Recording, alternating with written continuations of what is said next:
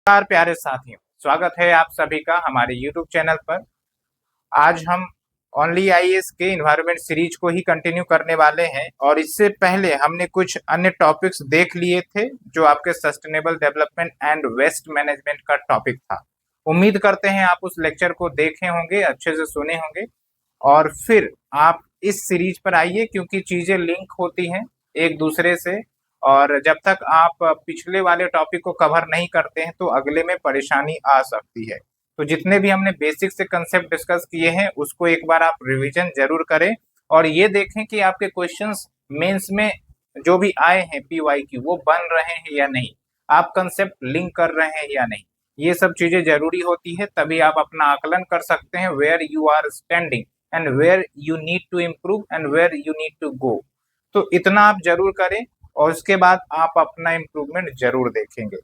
तो आज की इस सीरीज में हम प्लास्टिक वेस्ट मैनेजमेंट की बात करेंगे। काफी आसान और इजी टॉपिक है, वो इसलिए क्योंकि आप इसे लिंक कर सकते हैं अपने डे टू डे एक्टिविटीज के साथ, डे टू डे इन्वायरमेंट जो घटनाएं घट रही हैं उसके साथ। तो थोड़ा सा हम प्लास्टिक के बारे में बताते हैं आपको। वैसे तो आप ऑलरेडी इसके बारे में अवगत होंगे। ये जो प्लास्टिक है ना, इसकी जब डिस्कवरी या फिर इन्वेंशन नहीं हुई थी तो उतनी ज्यादा इन्वायरमेंट को लेकर कंसर्न्स नहीं होता था, क्योंकि जो चीजें बनती थी जिसको हम एज ए यूज में लाते थे, चाहे थैले की बात करें, चाहे कुछ चीज को स्टोर करने की बात करें, तो वो नेचर फ्रेंडली थी, इन्वायरमेंट फ्रेंडली थी। लेकिन प्लास्टिक के इन्वेंशन के बाद, डिस्कवरी के बाद हुआ ये कि जिन्होंने डिस्कवरी किया तो उन्होंने तो फ्यूचर में उतना ज्यादा लॉन्ग टर्म इम्पैक्ट नहीं सोचा होगा कि भाई इसके इन्वायरमेंटल इम्प्लीकेशंस भी हो सकते हैं, ये इतनी ज्यादा हमारे लाइफस्टाइल में घुल मिल सकती है कि बाद में यही इन्वायरमेंटल कंसर्न्स प्रोड्यूस कर सकता है। तो आज आप देखिए कि जो प्लास्टिक का डोमिनेंस है हर एक फील्ड में हमें देखने को मिलता है, हमारे लाइफस्टाइल के एक एक पार्ट में अब दिखने लगा है। चाहे कोई प्रोडक्ट हो, आपके घर में बहुत सारे प्रोडक्ट्स होंगे जो प्लास्टिक से ही बने होंगे और फ्यूचर में जो प्रोडक्ट्स आ रहे हैं वो भी प्लास्टिक से बन सकते हैं।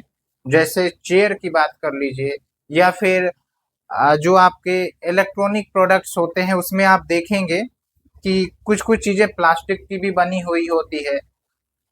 ठीक है, तो ये डे टू डे पार्ट में आ गया है। दिक्कत क्या है? सबसे बड़ी दिक्कत है इसकी बायोडिग्रेडेबिलिटी को लेकर, क्योंकि ये चीजें बायोडिग्रेडेबल नहीं है, सरती गलती नहीं है। ऑर्गेनिक चीजें रहे तो अलग बात है, लेकिन चूंकि ये सरती गलती नहीं है, इन्वायरमेंट में प्रेजेंट रहती है और जब टेम्परेचर प्लस माइनस होता है, इन्वायरमेंट का गर्मी आती है तो ये प्लास्टिक्स पिघलते हैं, केमिकल्स रिलीज होता है और फिर ये हमारे इन्वायरमेंट को नुकसान पहुंचाते हैं। तो क्या आप इन चीजों को समझ पा रहे हैं, लिंक कर पा रहे हैं? तो जरूर आप लिंक करें, आपको और अच्छा लगेगा चीजों को पढ़ने में, समझने में। सो इन्वायरमेंटल इम्पैक्ट तो आ गया, लेकिन क्या प्लास्टिक ने हमें सिर्फ नुकसान ही पहुंचाया? ये भी एक सोचने वाली बात है। तो आप देखेंगे कि इट्स लाइक बून और बैन, ये एक डाउट या डिबेट जो रहता है, बून और बैन, भाई पॉजिटिव है या फिर निगेटिव है, अभिशाप है या फिर फायदेमंद है?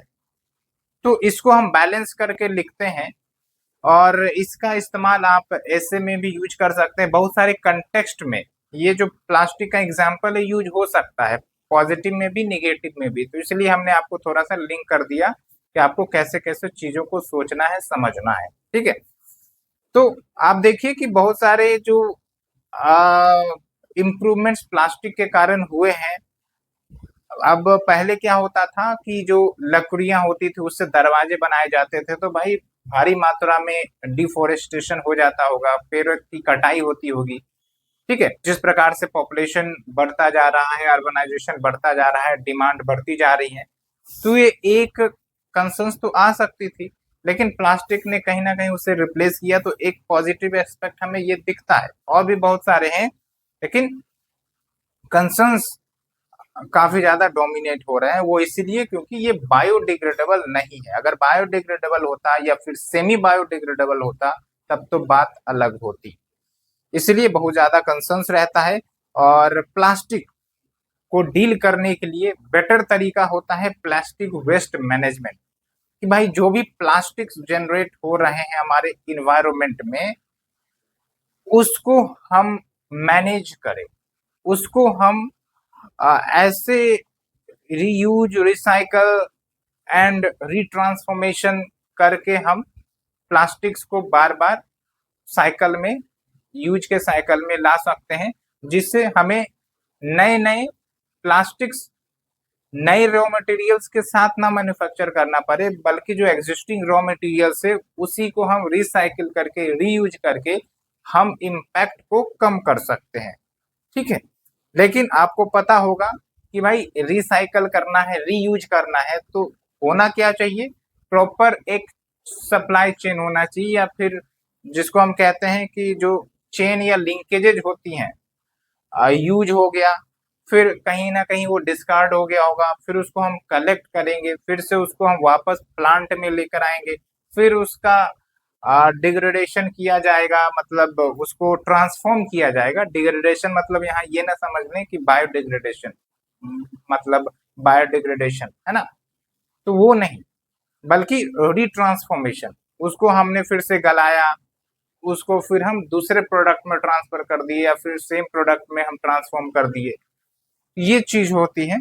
और इसी में एक चैलेंज है, तो एक एक लेवल पर हम चैलेंज देखेंगे और काफी अच्छे से आपको समझ में आएगा, तो आप चिंता ना करिए। देखिए आप यहाँ पर, the plastic waste management encompasses the various stages involved in the handling, treatment and disposal of plastic waste to mitigate the environmental impacts।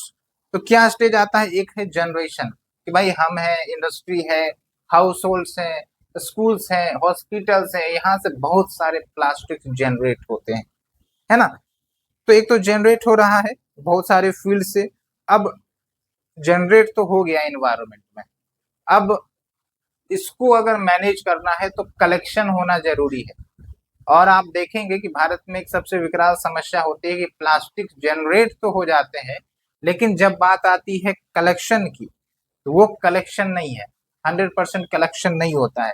वो हम देखेंगे कुछ कुछ डाटा के अनुसार, आप चिंता ना करें। तो आप देखिए कि it needs to be collected from its source, and इसमें बहुत सारे तरीके से कलेक्ट किया जा सकता है। एक तो है आपका रिसाइकलिंग सेंटर्स पर प्लास्टिक्स को पहुंचा दिया जाए, या फिर इनफॉर्मल वेस्ट पिकर्स। वैसे आप देखते होंगे गवर्नमेंट की भी इनिशिएटिव चल रही है स्वच्छता भारत मिशन के अंतर्गत, जिसके कारण घर घर तक जो कूड़े वाले गाड़ियां आती है और वहां पर आप अपने जो वेस्ट है उसको डालते हैं, है कि नहीं। तो ये सब भी एक तरीका है। तो अल्टीमेट एम यही है कि भाई इसको कलेक्ट करके रिसाइकलिंग सेंटर तक पहुंचा दिया जाए, ताकि वहां से फिर से प्रोडक्ट्स का ट्रांसफॉर्मेशन हो। ओके, लेकिन कलेक्शन में भी एक समस्या आती है कि भाई सेग्रीगेशन करना पड़ता है, क्योंकि प्लास्टिक्स में क्या है कि वेरियस थिकनेस होता है, कोई मोटा प्लास्टिक हो सकता है, कोई पतला हो सकता है। तो जितना ज्यादा पतला रहेगा उतना ज्यादा रिसाइकलिंग मुश्किल होती है, मोटा रहता है तो रिसाइकलिंग संभव है, उसको दूसरे प्रोडक्ट में ट्रांसफर कर सकते हैं। ठीक है, लेकिन जब भी आपका कलेक्शन होता है तो पता चला कि भाई different thickness of the plastic को एक साथ मर्ज कर दिया गया, कभी ऑर्गेनिक और इनऑर्गेनिक प्रोडक्ट्स को एक साथ मर्ज कर दिया गया, लिक्विड और सॉलिड को एक साथ मर्ज कर दिया गया, तो इससे दिक्कत आती है। तो ये एक इश्यू आ जाती है। उसके बाद एनर्जी रिकवरी, की बहुत सारे प्लास्टिक प्रोडक्ट्स जिसको हम रिसाइकल नहीं कर पाएंगे, तो उसको हम एनर्जी में ट्रांसफॉर्म कर सकते हैं in the presence of limited oxygen. Okay, और भी तरीके हैं लाइक इंसिनरेशन और पायरोलिसिस। थोड़ा सा आप हमें बताएंगे कि इंसिनरेशन और पायरोलिसिस क्या होता है। ओके, उसके बाद लैंडफिलिंग, जिसको हम रिसाइकल नहीं कर सकते, जिसको हम वेस्ट टू एनर्जी में ट्रांसफॉर्म नहीं कर सकते, उसको हम क्या करें, उठाकर कहीं ना कहीं लैंडफिलिंग कर दे, मतलब जिसको हम कहते हैं ना कि जमीन पर जाके फेंक दे, तो जो कूड़े वाला पहाड़ बनता है उस टाइप से आपका डिजाइन बन जाएगा। ओके, और भी बहुत सारे तरीके हो सकते हैं, जैसे आजकल तो ये भी चल रहा है कि जो कंस्ट्रक्शन एक्टिविटीज है, रोड है, जो बनाए जाते हैं उसमें भी प्लास्टिक यूज किया जा सकता है। तो ये भी एक तरीका है कि भाई जो प्लास्टिक्स है उसको डिफरेंट तरीके से यूज करने का। उसके बाद है रिसाइकलिंग, मतलब जो आपके रिसाइकलेबल प्रोडक्ट्स है जो रिसाइकल हो सकते हैं प्लास्टिक, उसको रिसाइकल किया जाए एट द रिसाइकलिंग सेंटर। ठीक है, तो आप देख सकते हैं ये सब कुछ है, नए नए प्रोडक्ट्स बनाए जा सकते हैं। और आजकल तो बहुत सारे प्रोडक्ट्स प्लास्टिक्स के ही आ रहे हैं। ठीक है, ये एक तरीका है। लेकिन चैलेंजेस क्या है प्लास्टिक वेस्ट मैनेजमेंट को लेकर, वैसे तो हमने बता ही दिया है। कुछ बेसिक चैलेंज की बात कर लेते हैं। एक तो कलेक्शन एंड सेग्रीगेशन का है, भाई इंफ्रास्ट्रक्चर इनएडिक्वेट है, रूरल और अर्बन बाइसनेस है। ठीक है, उसके बाद रिमोट एरियाज में वेस्ट पिकअप नहीं होते हैं, और जो आपका वेस्ट जनरेट होता है उतने मात्रा में उसको कलेक्ट नहीं किया जाता है। ठीक है, ये सब है। बाकी और भी इश्यूज हैं, मर्जिंग हो जाती है various plastics of different thickness, inorganic and organic सब कुछ मर्ज हो जाता है, तो मुश्किल आ जाती है कलेक्शन और सेग्रीगेशन में। Okay, so the next challenge is recycling and processing. इसमें क्या दिक्कत होती है कि जो रिसाइकलिंग कैपेसिटी है वो काफी ज्यादा लिमिटेड है, हर जगह पर अवेलेबल नहीं है, टेक्नोलॉजी भी आउटडेटेड है, इसलिए इफिशियंसी नहीं हो सकती, हो नहीं पाती। ठीक है, उसके बाद पॉलिसी एंड रेगुलेशंस, कहीं ना कहीं इम्प्लीमेंटेशन इश्यू आ जाती है। भले ही हमारे देश में प्लास्टिक वेस्ट मैनेजमेंट रेगुलेशंस हैं, लेकिन उसका पालन करना भी एक अपनी ही चैलेंज होती है। ओके, उसके बाद public awareness and behaviour change. यहाँ पर आप देखेंगे कि जो पब्लिक है वो सिंगल यूज प्लास्टिक को ज़्यादा यूज करती है, और सिंगल यूज प्लास्टिक के अपने चैलेंज है, वो कहीं ना कहीं रिसाइक्लेबल नहीं हो पाती है, इसलिए वो इन्वायरमेंट में काफ़ी ज़्यादा नुकसान पहुंचाती है अगर वो प्रेजेंट होती है तो। डिस्पाइट अवेयरनेस, पीपल अपने बिहेवियर में उन एक्टिविटीज को नहीं ला पाते हैं। उसके बाद देखिए टेक्नोलॉजिकल एंड इकोनॉमिक चैलेंज है, like high cost associated with advance recycling, and इसके कारण इन्वेस्टमेंट नहीं हो पाता है वेस्ट मैनेजमेंट प्लांट्स में, और नई नई टेक्नोलॉजीज को भी अडॉप्ट करने में लोग कतराते हैं क्योंकि इन्वेस्टमेंट की इश्यूज आ जाती है। फिर है सिंगल यूज प्लास्टिक्स, काफ़ी ज़्यादा डोमिनेटिंग है और ये काफ़ी ज़्यादा इन्वायरमेंट को कंसर्न्स पहुंचाती है। आप देखिए जो आपके सिंगल यूज बोतल्स है, यूटेंसिल्स है, वो कहीं ना कहीं फैले रहते हैं इन्वायरमेंट में, रोड पर, रेलवे के किनारे। वो तो चलिए इनफॉर्मल वेस्ट पिकर्स होते हैं, आप देखेंगे कि वो प्लास्टिक बोतल सबको कलेक्ट करते हैं और उसके बाद रिसाइकलिंग प्लांट्स में बेच देते हैं। लेकिन इसकी अपनी भी एक समस्या होती है कि जो इनफॉर्मल वेस्ट पिकर्स होते हैं वो उन्हीं प्लास्टिक्स को डिफरेंट पर्पज के लिए यूज कर लेते हैं। जैसे आप देखेंगे कि जो रेलवे स्टेशन पर प्लास्टिक वेस्ट बोतल्स डिस्कार्ड किए जाते हैं, तो जो आपके वेस्ट पिकर्स होते हैं वो फिर उन एसोसिएट्स को बेच देते हैं जो वही बोतल का इस्तेमाल करके फिर से उसमें पानी भरते हैं without proper cleaning and hygiene. Okay, तो क्या नेशनल इनिशिएटिव लिया गया है for plastic waste management in India? तो एक तो है प्लास्टिक वेस्ट मैनेजमेंट रूल्स 2016, और ये स्टेटूटरी फ्रेमवर्क है जो प्लास्टिक वेस्ट को प्रॉपर मैनेजमेंट कैसे किया जाना चाहिए उसके बारे में बात करता है। आप देखिए ये जो 2016 है इसमें फिर कुछ अपडेट्स हुए थे जो कि आप plastic waste management amendment rule 2021 में देख सकते हैं। और इसमें सबसे खास बात है जो आपको ध्यान रखना है, सिंगल यूज प्लास्टिक्स को बैन किया गया था विद सर्टेन एक्सेप्शन। बस आपको ध्यान यही रखना है कि सिंगल यूज प्लास्टिक को बैन किया गया है इस अमेंडमेंट रूल्स के तहत। और यहाँ पर आप देख सकते हैं कि जो दूसरा आपका इश्यू है ban on single use plastic, ये इनिशिएटिव है। एंड सिंगल यूज प्लास्टिक का मतलब यही हुआ कि भाई उसको एक बार यूज करो फिर दोबारा रीयूज नहीं कर सकते, यूज एंड थ्रो वाली चीजें हैं। ठीक है, like plastic wax, straws, coffee stirrers, soda and water bottles. तो up to 50% of the plastics that we use is single use, इसलिए दिक्कत इन्वायरमेंट में ज़्यादा आती है। तो इंडिया ने इसे बैन किया है। Manufacturing, import, stocking, distribution, sale इन सबको जो सिंगल यूज प्लास्टिक से रिलेटेड है उसको बैन किया है। अब एक और इनिशिएटिव है जो कि आपका ग्लोबल लेवल पर है, अच्छा है, इस इनिशिएटिव को आप यूज करेंगे, इंडिया प्लास्टिक पैक्ट 2021 में। और इसमें आपके वेरियस गवर्नमेंट्स, एनजीओज, बिजनेसेस एक साथ आते हैं to tackle the plastic waste challenges कि भाई जो भी इश्यूज आ रही है उसको ठीक करो। And it aims to transform the current linear plastic system into circular economy.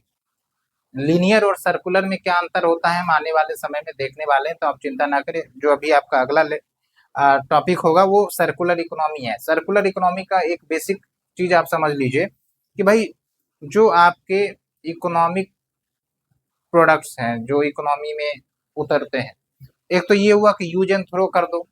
हमने कोई प्रोडक्ट खरीदा, सपोज हमने कोई बैग खरीदा, यूज किया, थ्रो कर दिया, ठीक है।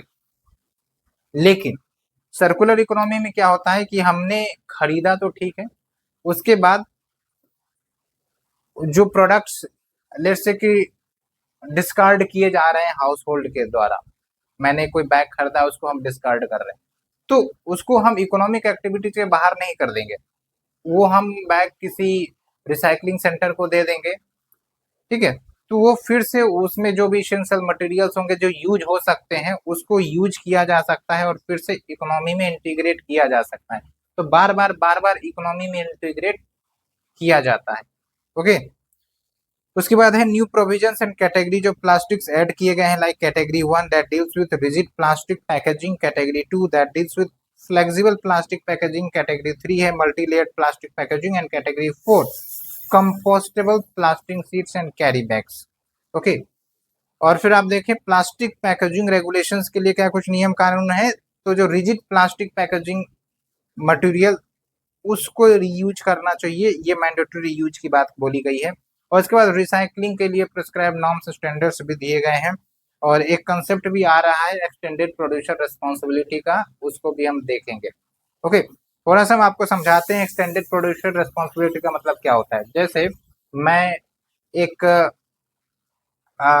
इलेक्ट्रॉनिक मैन्युफैक्चरर हूँ, ठीक है, मोबाइल मैन्युफैक्चरर हूँ। अब क्या होता है कि मोबाइल हमने बेचा कंज्यूमर को, ठीक है, कंज्यूमर को हमने बेच दिया, तो अब कंज्यूमर उसको 2 साल 3 साल 4 साल यूज करेगा, उसके बाद उसे डिस्कार्ड करेगा, ठीक है। तो यहाँ पर आप समझिए कि जो मैन्युफैक्चरर है, अब उसकी जिम्मेदारी एक्सटेंडेड प्रोड्यूसर रिस्पॉन्सिबिलिटी के अंतर्गत ये होनी चाहिए कि वो जो प्रोडक्ट डिस्कार्ड किए जा रहे कंज्यूमर वो वापस से उनके पास पहुंच जाए, ताकि जो भी उसमें मटेरियल्स होंगी जो यूज करने लायक होगी, चाहे मेटल्स हो, चाहे आपके चिप्स हो, चाहे आपके प्लास्टिक हो, एलसीडी हो, जो भी है वो यूज किया जा सके और यूज करके फिर हम नए प्रोडक्ट में इंटीग्रेट कर दें। तो ऐसे में जो एलसीडी हम नया बनाने वाले थे या फिर जो हम चिप्स नया बनाने वाले थे, उसमें जो खर्च आने वाली थी, उसमें जो इन्वायरमेंटल इम्पैक्ट आने वाली थी, ग्रीन हाउस गैस इमिशन होने वाली थी, वो सब तो कम होगी ना। एंड एक बार जब चीजें अपने बैलेंस में आ जाएंगी तो आप समझिए कि इसका पॉजिटिव इम्पैक्ट इन्वायरमेंट पर होगा। ये है आपका एक्सटेंडेड प्रोड्यूसर रिस्पॉन्सिबिलिटी। ओके, तो आप देख सकते हैं it's a policy approach that holds producer, manufacturer, importers accountable for the entire life cycle of their products including post consumer waste management. ये इंपॉर्टेंट है, पोस्ट कंज्यूमर वेस्ट मैनेजमेंट। और इस rule में market based mechanism, sale and purchase of surplus EPR certificates, इसकी बात कही गई है। उसके बाद देखिए सीपीसीबी यानी कि सेंट्रल पॉल्यूशन कंट्रोल बोर्ड का अपना पोर्टल है जहां पर रजिस्ट्रेशन किया जाता है, रिटर्न फाइलिंग, डाटा रिपोजिटरी, ये सब आपके होते हैं। उसके बाद annual report on EPR portal पर फाइल किया जाता है by state pollution control boards, pollution control committee, ताकि ट्रैक किया जा सके, मॉनिटर किया जा सके कि भाई क्या स्टेटस चल रहा है प्लास्टिक के रिसाइकलिंग, उसके मैनेजमेंट, उसके एक्सटेंडेड प्रोड्यूसर रिस्पॉन्सिबिलिटी स्टेटस सबको लेकर, ठीक है। मॉनिटरिंग, ट्रैकिंग, ये सब भी एक इम्पॉर्टेंट आयाम होती है ताकि हम अपने इम्प्लीमेंटेशन को, कानून के इम्प्लीमेंटेशन को बेहतर बना सके, अकाउंटेबल बना सके। तो ये चीजें हैं। अब आते हैं वे फॉरवर्ड। तो वे फॉरवर्ड में आप देखिए, एक तो इनोवेशन करने की जरूरत है कि भाई जो प्लास्टिक है, जो फिलहाल तो नॉन बायोडिग्रेडेबल है, कुछ इनोवेशन करके हम क्या उसे बायोडिग्रेडेबल बना सकते हैं क्या? जैसे कुछ बैक्टीरिया पर रिसर्च किया जा सकता है जो प्लास्टिक्स को डिग्रेड कर सकते हैं। तो ये सब चीजें चल रही हैं, रिसर्च चल रहा है, ठीक है। Biodegradable plastic, compostable packaging, and जो भी हम मटेरियल्स प्लास्टिक में यूज कर रहे हैं अगर वो सस्टेनेबल है, पैकेजिंग डिजाइन अगर सस्टेनेबल है, तो चीजें सही हो सकती है, एनवायरमेंटल इम्पैक्ट कम हो सकता है। उसके बाद पॉलिसी इंटरवेंशन हो गए, लाइक जो बिजनेसेस हैं जो प्लास्टिक से डीलिंग करते हैं उसको अकाउंटेबल ठहराने की जरूरत है। अगर ज्यादा प्लास्टिक्स अनसस्टेनेबल तरीके से प्रोड्यूस हो रहा है तो उनके ऊपर ज्यादा टैक्स लगाया जाए। ये सब कुछ इनिशिएटिव्स हो सकते हैं। सिंगल यूज प्लास्टिक्स को बैन तो वैसे किया गया है, और इको फ्रेंडली अल्टरनेटिव्स को प्रमोट किया जा सकता है, जैसे जूट बैग्स है। लेकिन जूट बैग्स की क्या चिंता होती है कि भाई कॉस्ट ज्यादा होता है, तो जो कंज्यूमर्स है उसे लेने से इनकार कर देते हैं, क्योंकि भाई प्रोडक्ट हम खरीद रहे हैं 10 रुपए का, पता चला कि 5 रुपए का प्लास्टिक मतलब जूट बैग कॉस्ट ही है, तो देने से लोग इनकार कर देंगे, मतलब लेने से लोग इनकार कर देंगे देने से। उसके बाद देखिए, इंटरनेशनल कॉर्पोरेशन कॉपरेशंस भी होने जरूरी है, क्योंकि ये सब जो मुद्दा है वो एक देश का तो है नहीं, तो ग्लोबल लेवल पर कोलैबोरेशन हो, टेक्नोलॉजी शेयर किए जा सकते हैं, आइडिया इनोवेशन शेयर किए जा सकते हैं between the government, business, NGOs, ताकि हम प्लास्टिक इश्यू से डील कर सके एट द ग्लोबल लेवल। ये बात है। अब आते हैं वेस्ट टू वेल्थ। तो प्रधानमंत्री ने ये जो वेस्ट टू वेल्थ है ना, इसका कंसेप्ट दिया था, आपने सुना होगा।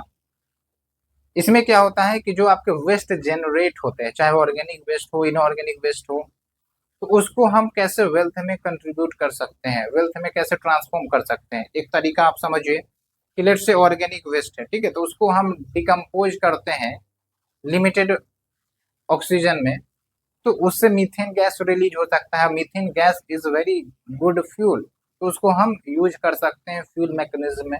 और ये सब एक्टिविटीज शुरू हो गई है हमारे देश में, ऐसा नहीं कि अभी बस कंसेप्चुअल है, ये सब प्रैक्टिकली देखने को मिल रही है। ओके, और भी चीजें हो सकती है, जैसे इलेक्ट्रॉनिक्स है, वैसे तो डिस्कार्ड कर दिया जाता है, लेकिन कोई भी इलेक्ट्रॉनिक डिवाइसेस, उससे हम इसेंशियल गुड्स जो सही स्थिति में है उसको हम यूज कर सकते हैं अपने नए प्रोडक्ट्स में।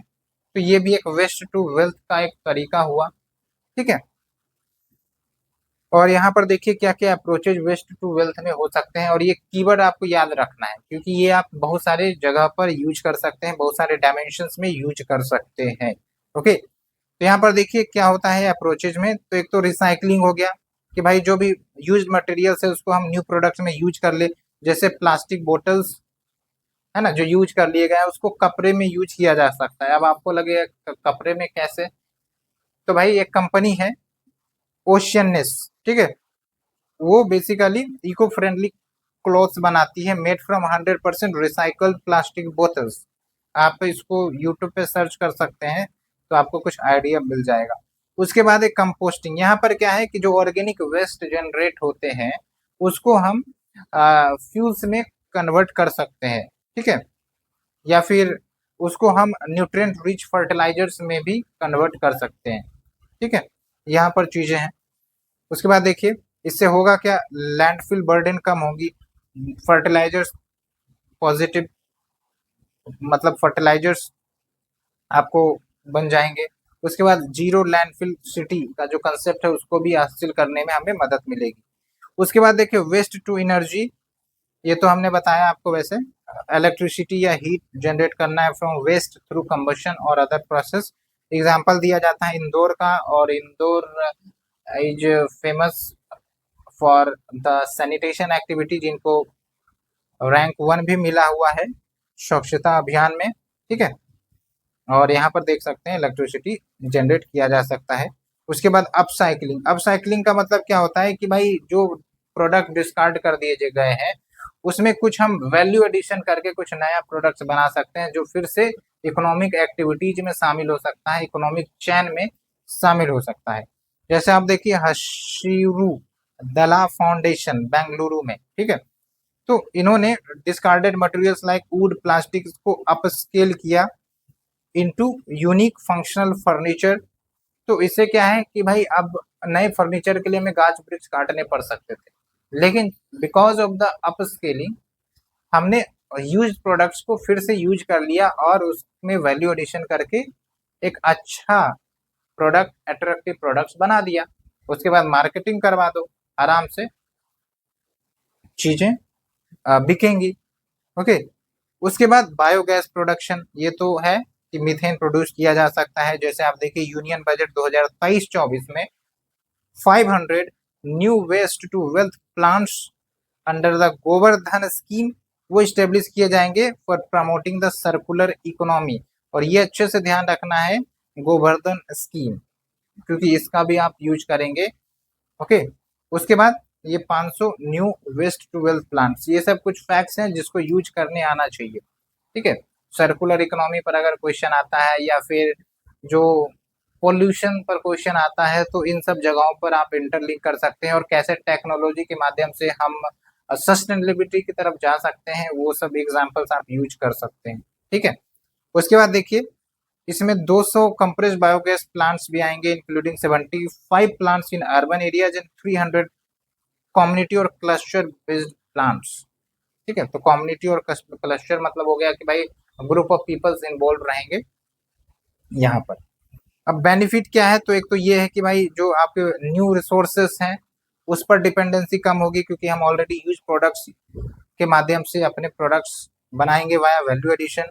ठीक है, लाइक जो ट्रीज हमें काटने पड़ सकते थे, जो नए नए मेटल्स हमें माइनिंग करने पड़ सकते थे, उसके कारण खर्चा आता, एनवायरनमेंट पर इम्पैक्ट पड़ती, तो फिर वो मिनिमाइज होगी। फिर वेस्ट डिस्पोजल भी मिनिमाइज होगी, क्योंकि हम लैंडफिल और इंसिनरेशन जो है वो कम कर सकते हैं वाया यूज रीयूज। उसके बाद न्यू इकोनॉमिक अपॉर्चुनिटी क्रिएट हो सकती है, इन्वायरमेंटल इम्पैक्ट कम होगा, नुकसान कम होगा इन्वायरमेंट को। चैलेंजेस है इन्वेस्टमेंट और इंफ्रास्ट्रक्चर को लेकर, मार्केट डेवलपमेंट, उसके बाद public awareness and behaviour change. और बाकी ये जो दिक्कत आती है कि भाई रूरल अर्बन के बीच जो गैप आ जाता है कि भाई रिमोट एरियाज है तो वहां पर प्रोडक्ट्स जो यूज हो चुके हैं तो उसको ट्रीटमेंट के लिए जो ट्रीटमेंट प्लांट्स होते हैं, रिसाइकलिंग प्लांट्स होते हैं, वो अवेलेबल नहीं हो पाते हैं। तो वो कहीं ना कहीं प्रोडक्ट्स फिर से उसमें वैल्यू एडिशन करना मुश्किल हो सकता है, क्योंकि सप्लाई चेन ही ब्रेक हो जाता है। ठीक है, तो रूरल एरिया में सप्लाई चेन ब्रेक होने का एक बड़ा इश्यू आता है कनेक्टिविटी को लेकर। ठीक है, या फिर आपके रिसाइकलिंग सेंटर्स नहीं है, उन सब के कारण। तो ओवरऑल देखा जाए तो जो वेस्ट टू वेल्थ कंसेप्ट है, it represent shift towards more sustainable and resource efficient waste management practices and it emphasizes the potential for turning waste into valuable resources, जहां पर इनोवेशन सबकी काफी ज्यादा स्कोप है and that will lead towards circular economy. तो यहाँ तक उम्मीद करते हैं कि आपको अच्छे से समझ में आ गया होगा विदाउट एनी इश्यू, और आप बस ऐसे ही सुनते रहें और थोड़ा थोड़ा आप चीज़ों को लिंक करना सीखिए, रिलेट करना सीखिए कि कहाँ पर कौन से पॉइंट्स को हम यूज कर सकते हैं। मैं बार बार आपको बताता हूँ कि एक एग्जाम्पल्स, एक case study multiple location multiple topics में यूज किए जा सकते हैं। वैल्यू एडिशन आप करिए, जैसे अभी हमने देखा ना, भाई वैल्यू एडिशन करके हम अपस्केल कर सकते हैं, तो आप भी वैल्यू एडिशन करिए। जितना ज़्यादा वैल्यू एडिशन उतनी ज़्यादा आपकी जो लिंक करने की कैपेसिटी है वो बढ़ेगी। अब आते हैं ई वेस्ट मैनेजमेंट को लेकर। तो ई वेस्ट भी एक विकराल समस्या है, क्योंकि अब तो हर घर में कोई ना कोई इलेक्ट्रॉनिक मटेरियल्स होते ही है, मोबाइल फोन हो, टीवी हो। ठीक है, पहले तो रेडियो जरूर होती थी, अब भले ही रेडियो ना हो, मोबाइल सब कुछ कर देता है, रेडियो भी प्रोवाइड कर देता है, गाना सुनने का, टीवी देखने का, ये सब सुविधाएं मोबाइल प्रोवाइड कर दे रहा है। इसलिए मोबाइल की जो पेनिट्रेशन है पिछले 10 सालों में काफी तेजी से बढ़ी है। ठीक है, गांव हो शहर हो कोई फर्क नहीं पड़ता है, क्योंकि अब गांव में भी वेरियस सप्लाई चेन के माध्यम से, डिलीवरी एजेंट के माध्यम से प्रोडक्ट पहुंच रहे हैं। पहले तो अर्बन एरियाज में ही कंसंट्रेटेड थे, लेकिन आप समझिए कि भाई कितना ज्यादा हमारा रोड या रेल इंफ्रास्ट्रक्चर तेजी से बढ़ा होगा कि कोने कोने में जाके हमारा जो प्रोडक्ट्स है फ्रॉम अर्बन एरियाज वो रूरल एरियाज तक जा सकते हैं। ठीक है। नहीं तो आप देखेंगे कि 5-6 साल पहले प्रोडक्ट्स की डिलीवरी रूरल एरियाज में तो नहीं होती थी। वैसे आज आप देखें कि जो आपके जेप्टो है या फिर जो अन्य क्विक डिलीवरी कंपनीज हैं, ठीक है, वो भले ही आपके अर्बन एरियाज में है, लेकिन बहुत ही जल्द कुछ सालों में ये रूरल एरियाज में भी पहुंच जाएंगे। रूरल एरियाज में भी ये इंटीग्रेट कर लेंगे अपने आप को। ओके, ये कुछ बातें हैं। तो इलेक्ट्रॉनिक वेस्ट मैनेजमेंट में क्या हो सकता है कि भाई जो डिस्कार्डेड इलेक्ट्रॉनिक डिवाइसेस है like computer, smartphone, TVs, house hold appliances, तो उन सबको कैसे मैनेज किया जाता है, क्योंकि उसमें क्या दिक्कत आती है कि जो केमिकल्स मेटल सब में होते हैं वो कहीं ना कहीं जब इमिट करते हैं तो फिर वो इन्वायरमेंट को नुकसान पहुंचा सकते हैं। और उसमें भी बहुत सारी चीजें ऐसी हैं जो डिग्रेड नहीं होती है, इन्वायरमेंट में पड़ी रहती हैं, and that also damages the soil and landfill sites. और अगर कभी बरसात हो गई तो केमिकल्स मिक्स हो सकते हैं और वो ग्राउंड वाटर में जा सकते हैं, रिवर्स में जा सकते हैं। ओके, जैसे आप देखिए ना, इसमें मरकरी यूज हो सकती है, लीड यूज होती है, कैडमियम यूज होती है, और ये सब बहुत ही खतरनाक केमिकल्स हैं, serious environmental and health risk cause करता है। उसके बाद देखिए, जब हम बात करते हैं ई वेस्ट मैनेजमेंट की, तो इसमें प्रॉपर हैंडलिंग कैसे किया जाए इलेक्ट्रॉनिक वेस्ट का, रिसाइकलिंग, डिस्पोजल, ये सब शामिल होते हैं, वही जो आपका प्लास्टिक में हमने डिस्कस किया। ठीक है। तो क्या की स्टेजेज है, तो सिमिलर ही है, कलेक्शन करो, सॉर्टिंग एंड सेग्रीगेशन, लाइक जो मेटल्स है उसको अलग कर सकते हैं, जो प्लास्टिक्स है, जो ग्लास है, जो एलसीडी है, उन सबको अलग किया जा सकता है। और फिर depending on their use, depending कि उसको कितना वैल्यू एडिशन करना है, उसको फिर विभिन्न सेक्टर में यूज किया जा सकता है। फिर प्रोसेसिंग एंड रिसाइकलिंग आ जाती है, रिफर्बिशमेंट एंड रीयूज। ठीक है। अब आप देखिए कि जब आप कोई प्रोडक्ट खरीदते हैं फ्लिपकार्ट या अमेजन पर, मोबाइल खरीदते हैं खासकर, तो वहां पर आता होगा एक्सचेंज प्रोडक्ट। ठीक है, यानी कि जो पुराने प्रोडक्ट्स हैं उसको आप एक्सचेंज करिए। तो क्या होता है कि आपको पैसे मिल जाते हैं, कंपनी के पास प्रोडक्ट चली जाती है, कंपनी जो है उससे वैल्यूएबल मटेरियल्स एक्सट्रैक्ट करके उसको फिर नए प्रोडक्ट में यूज कर सकते हैं। या फिर आप देखते होंगे कि बहुत सारे रिफर्बिश्ड प्रोडक्ट, यानी कि पुराने प्रोडक्ट्स उसमें ही कुछ ठीक करके, सुधार करके फिर से उस प्रोडक्ट को बेचा जा रहा है कम दाम पर, वो हो गया रिफर्बिशिंग।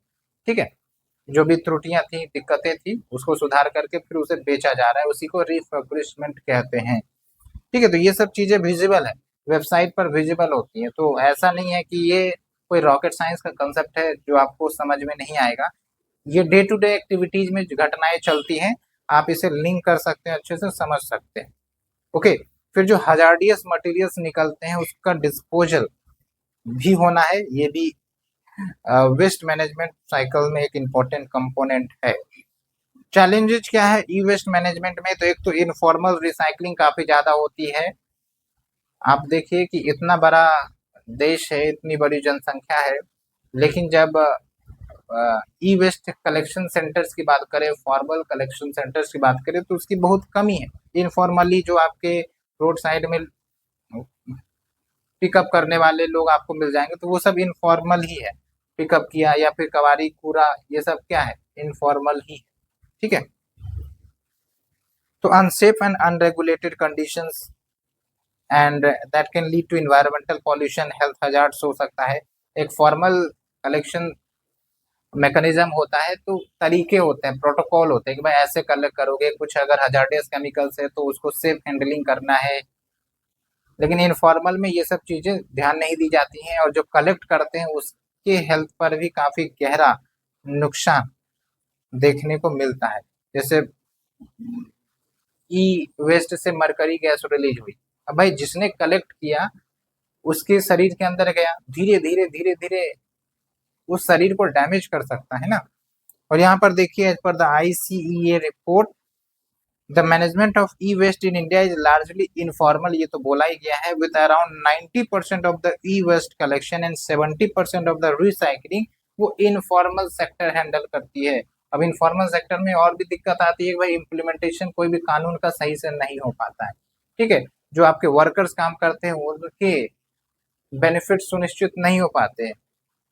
ठीक है, एक होता है ना प्रोटोकॉल कि भाई जो कलेक्ट कर रहा है वो प्रॉपर ड्रेसिंग में हो, मास्क लगा के रखे, एक टाइम पीरियड हो जिसमें वो अपना काम करे, तो वो सब चीजें इनफॉर्मल सेक्टर में नहीं होती है, तो दिक्कत दोनों तरफ को आती है, कलेक्ट करने वाले को भी और इन्वायरमेंटली कैसे मैनेज किया जाता है उसमें भी दिक्कत आती है। फिर एक रिसोर्स रिकवरी से भी रिलेटेड चैलेंज है, लाइक जो रिसोर्स रिकवर किए जाते हैं from these discarded products, specialised technique की ज़रूरत होती है ताकि कुछ फॉल्ट ना क्रिएट हो जाए, कुछ डैमेज ना हो जाए, जिसके कारण वो फिर रीयूज ना हो सके। उसके बाद डाटा सिक्योरिटी का भी एक इश्यू आता है, जैसे मोबाइल हमने बेच दिया, लैपटॉप हमने बेच दिया, पता चला उसमें जो हार्ड ड्राइव था जिसमें डाटा स्टोर था उसमें हमारा प्राइवेट डॉक्यूमेंट्स भी था। ठीक है, होता है ना, लैपटॉप खराब हो गया तो हम क्या किए, कबाड़ी वाले को भेज दिए। अब भाई लैपटॉप खराब था तो वो तो ऑन भी नहीं हो रहा है, ऑन नहीं हो रहा है तो उसमें तो डाटा जो है हार्ड ड्राइव वाला वो तो रहेगा ही ना, तो उसको फिर यूज किया जा सकता है। बहुत सारे कंसर्न्स प्राइवेसी से रिलेटेड होते हैं, प्राइवेट डॉक्यूमेंट्स भी होते हैं उसमें। उसके बाद देखिए legislation in enforcement, inadequate legislation, weak enforcement mechanism, and lack of awareness to contribute to poor waste management practices and illegal dumping of e-waste in many regions। कभी रिवर में फेंक दिया तो कभी लेक में फेंक दिया तो कभी रास्ते में फेंका हुआ आपको देखने को मिल जाएगा।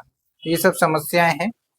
तो नेशनल इनिशिएटिव्स क्या लिया गया है, एक तो है आपका ई वेस्ट मैनेजमेंट रूल 2023 जो आपके ई वेस्ट मैनेजमेंट रूल 2022 को अमेंड करता है, और कुछ सब्सटेंसेस हैं जो एग्जाम्पशंस में ये लिस्ट करते हैं।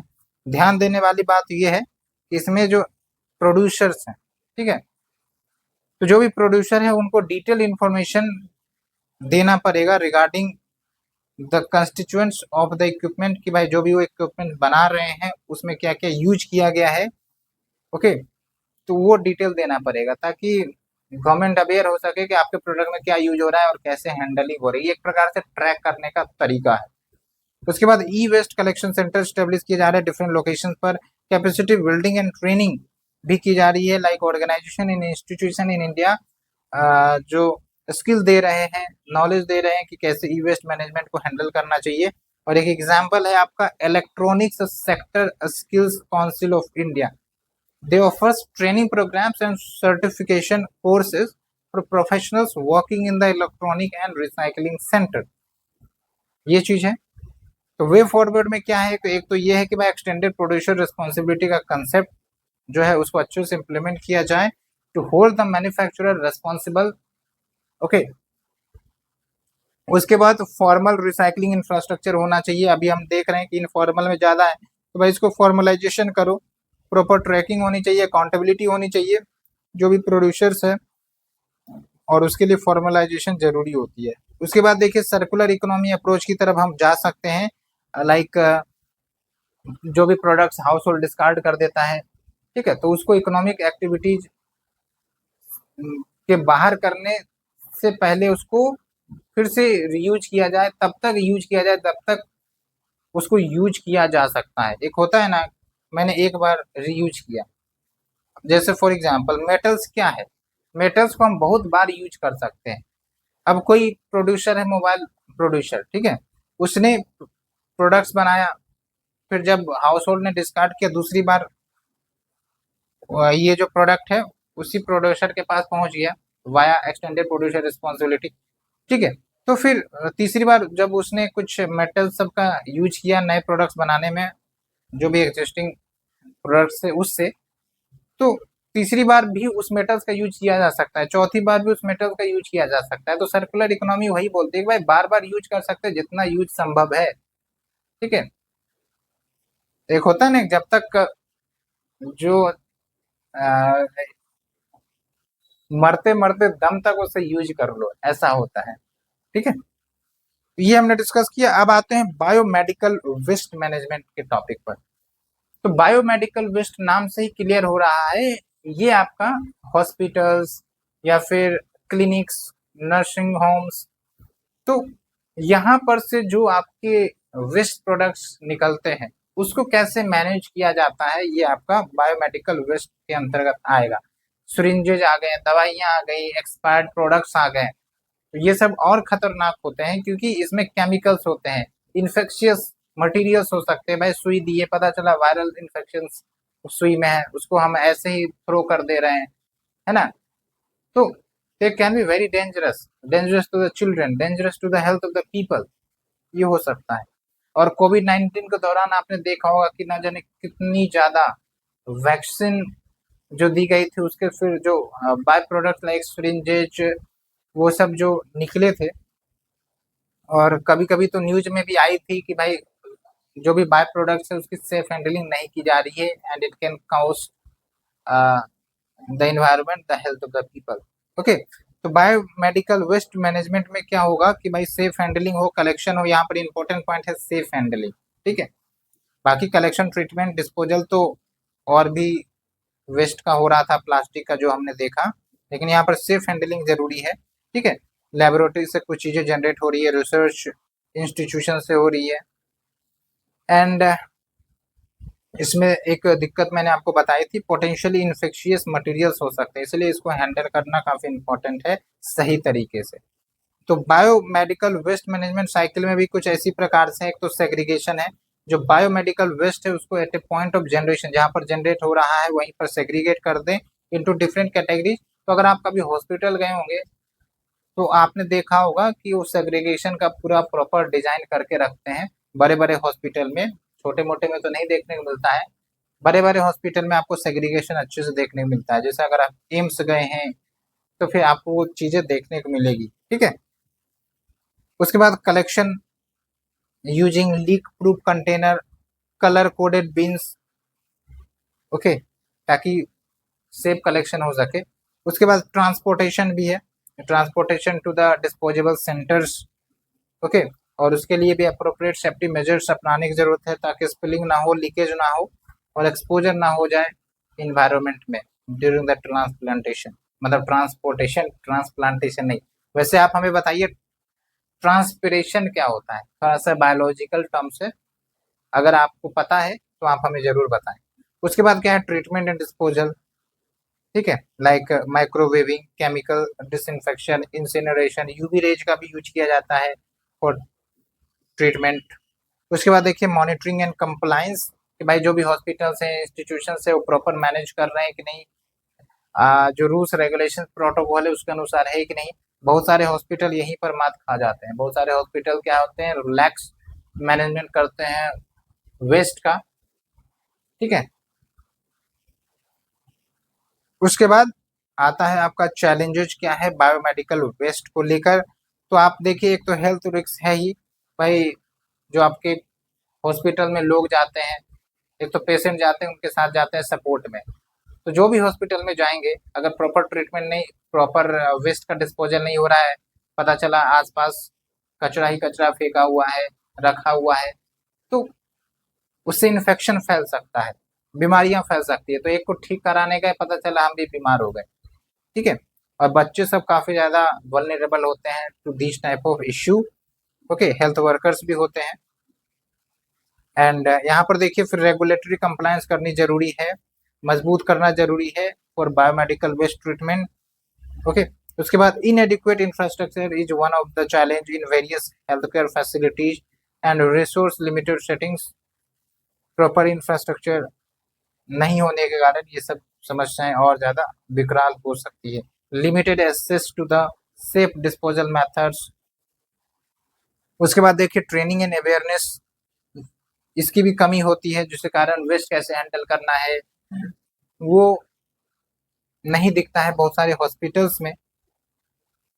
एंड उसके बाद कोस्ट कॉन्स्टेंट, की आपको अगर वेस्ट ट्रीटमेंट प्लांट स्टेब्लिश करना है, नई टेक्नोलॉजी लाना है, तो भाई इन्वेस्टमेंट चाहिए, ओके। इंफ्रास्ट्रक्चर में पर्सोनेल आपको रिक्रूट करने पड़ेंगे, तो बहुत सारे हॉस्पिटल पैसा बचाने के चक्कर में जो आपके उचित रास्ते हैं उसे नहीं अपनाते हैं, बल्कि साइडलाइंस जो भी लूप होल्स है उसका इस्तेमाल करके वो अपना काम निपटा लेते हैं। तो ये चीज है। बाकी ग्लोबल इनिशिएटिव्स की बात करें तो एक तो बासेल कन्वेंशन है, और बासेल कन्वेंशन क्या करता है, नाम से ही क्लियर है। जो ट्रांस बाउंड्री मूवमेंट है हजार्डियस वेस्ट का, ट्रांस बाउंड्री मतलब एक देश से दूसरे देश के बीच जो हजार्डियस वेस्ट का ट्रांसफर होता है उस पर कंट्रोल करता है ये, ठीक है। और it is a global treaty. And दूसरा है कि इंडिया पार्टी है बासेल कन्वेंशन का, और भारत जो है ट्रांस बाउंड्री मूवमेंट के इशू को रेगुलेट करता है, ताकि ये इंश्योर किया जा सके कि भाई हमारे देश में कोई ऐसा वेस्ट प्रोडक्ट ना आ जाए जो नुकसान कर सकता है। देखिए यहाँ पर चीज ये होती है कि भाई जो डेवलप कंट्रीज होते हैं ना, वो डेवलपिंग कंट्रीज या पुअर कंट्रीज को पैसे देते हैं कि भाई हम जो है आपको पैसे दे रहे हैं, काफी ज्यादा पैसा, और ये वेस्ट लीजिए, आप अपने देश में मंगवाइए, और फिर यहाँ आपको रिसाइकल करना है, रीयूज करना है, जो करना है वो करिए, ठीक है। तो ये होता है दिक्कत। तो ऐसे में भाई जो आपके डेवलपिंग या गरीब देश है वो पैसे के चक्कर में इन वेस्ट को अपने देश में मंगवा तो लिए, लेकिन यहाँ के लोगों को हेल्थ क्राइसिस हो सकती है, बीमारी हो सकती है, जो कि और बड़ा खामियाजा लोगों को भुगतना पड़ सकता है। लॉन्ग टर्म कॉम्प्लिकेशंस डेवलप हो जाती है शरीर में, उसके बाद एनवायरनमेंट को नुकसान हो रहा है वो अलग ही है, ठीक है। बाकी नेशनल इनिशिएटिव्स की बात करें तो एक तो है बायोमेडिकल वेस्ट मैनेजमेंट रूल 2016, और ये आप देखिए aims to streamline biomedical waste management practices. उसके बाद सेग्रीगेशन एंड क्लासिफिकेशन के लिए इस रूल में गाइडलाइंस दी गई है कि कैसे सेग्रीगेशन सब किया जाए, प्रॉपर प्रोटोकॉल बनाया गया है, कलर कोडेड बिन्स है। उसके बाद स्टोरेज एंड ट्रांसपोर्टेशन के लिए भी आपका ये रूल्स बात करता है, लाइक जो स्टोरेज और ट्रांसपोर्टेशन होने चाहिए, लीक प्रूफ होने चाहिए, पंक्चर रेसिस्टेंट कंटेनर्स, ताकि कोई भी हार्मफुल गैसेस इन्वायरमेंट में रिलीज ना हो, है ना, until unless it go to the destination centre, और वहां पर जो भी ट्रीटमेंट है वो तो होगा ही इसका। उसके बाद प्रॉपर ट्रीटमेंट एंड डिस्पोजल के लिए भी बात की गई है इसमें, like autoclaving, incineration, microwave treatment, chemical disinfection, ये सब कुछ तरीके हैं to deal with the biomedical waste, okay. बाकी आप देखिए कोविड-19 के दौरान आप केस स्टडी भी लिख सकते हैं कि काफी ज्यादा बायो वेस्ट जनरेट हुआ था, लेकिन जब बात आती है उसके हैंडलिंग की तो वो प्रॉपर हैंडलिंग नहीं हो सकी थी। तो वे फॉरवर्ड में देखिए, एक तो इन्वेस्टमेंट करो भाई इंफ्रास्ट्रक्चर एंड टेक्नोलॉजी में for safe biomedical waste management including centralised treatment facilities, waste segregation system, वही चीजें हैं रिपीट हो रही हैं एक दूसरे में, तो ज्यादा इसमें खींचने तीरने का कोई बात बनता नहीं है फ्रेंड्स। इसलिए बस आप कीवर्ड ध्यान रखें, keyword is very important here. उसके बाद ट्रेनिंग एंड कैपेसिटी बिल्डिंग तो है ही, पब्लिक अवेयरनेस एंड एजुकेशन है, कोलैबोरेशन एंड पार्टनरशिप भी करनी जरूरी है between government agency, state and union, या फिर नेशनल इंटरनेशनल कोलैबोरेशन, एनजीओ के साथ कोलैबोरेशन, कोई कंपनी के साथ कोलैबोरेशन, ठीक है, ताकि बेस्ट नॉलेज बेस्ट प्रैक्टिसेस वो सामने आए और हम अच्छे से अच्छे प्रैक्टिसेस का इस्तेमाल कर सके। तो ये इतना हमने कवर किया, पूरा जो है आपका वेस्ट रिलेटेड जो टॉपिक है वो खत्म हो गया। बायो मेडिकल वेस्ट हो, प्लास्टिक वेस्ट हो, इलेक्ट्रॉनिक वेस्ट हो, ये सब हमने धड़ल्ले से खत्म किया है। तो क्या आपको चीजें समझ में आ रही हैं? क्या आपको हमारा कंसेप्चुअल क्लियर करने का तरीका आपको पसंद आ रहा है? किसी प्रकार की डाउट है तो आप जरूर हमें कमेंट सेक्शन में बोलिए, और बेझिझक बोलिए, और हम उस इश्यू को हैंडल जरूर करेंगे। So let's move to the new topic, circular economy. जैसा कि मैंने आपको बताया था कि हम अगले टॉपिक में से पढ़ेंगे, और ये काफी इंटरेस्टिंग एंड इनोवेटिव कंसेप्ट है। और ध्यान देने वाली बात यह है कि आप मेंस के आंसर राइटिंग में इसको बहुत जगह पर यूज कर सकते हैं, सर्कुलर इकोनॉमी का कीवर्ड ये डायग्राम बनाकर, ठीक है। तो काफी अच्छा इंप्रेशन बनेगा जो भी कॉपी आप चेक करेंगे।